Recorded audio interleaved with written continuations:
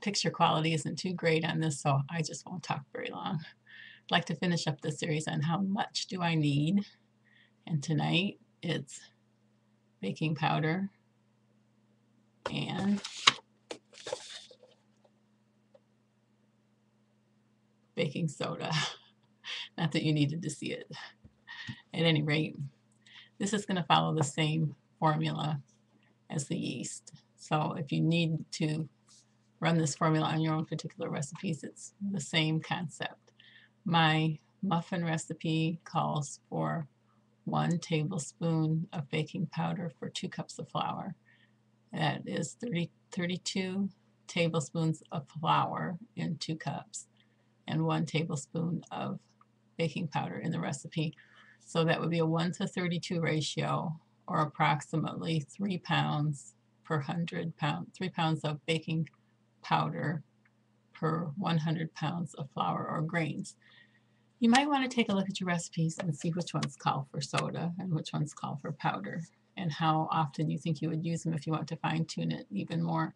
So if you take your whole flour storage, let's say you have approximately 600 pounds, you can use this with any number. Say you have approximately 600 pounds of flour or grains that you're going to grind into flour, and you think you're going to probably use half of it for bread and half of it for products that are raised with baking soda or baking powder. So you cover your 300 pounds for yeast, and then you sit down and calculate, take a look at your recipes and figure out if it calls for baking powder or baking soda. The less expensive brands of baking powder, you might want to check your ingredients, because they may possibly just have baking soda and cornstarch in them. So you may as well, if you're going to do that, you may as well just store the soda and the cornstarch yourself. Baking powder. I don't have my right glasses here. I'm pretty sure the baking powder has not only baking soda but cream of tartar in it, but I will check that later and correct it if it's not right.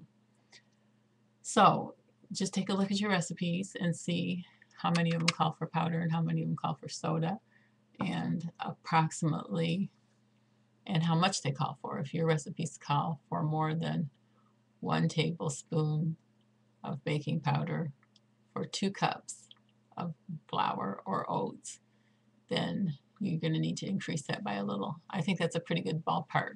A ballpark figure, if you don't want to go through the math, is going to be, if you plan on 3 pounds, go 4 to be safe. This is a 2-pound box of baking soda, and the price tag on that was $1.98. You can get it at a much lower price per pound if you buy the larger bags from the warehouse clubs. I think that's all I'm going to say. I think that's all there is to say on the topic. If I think of something else, I'll slide it into another video.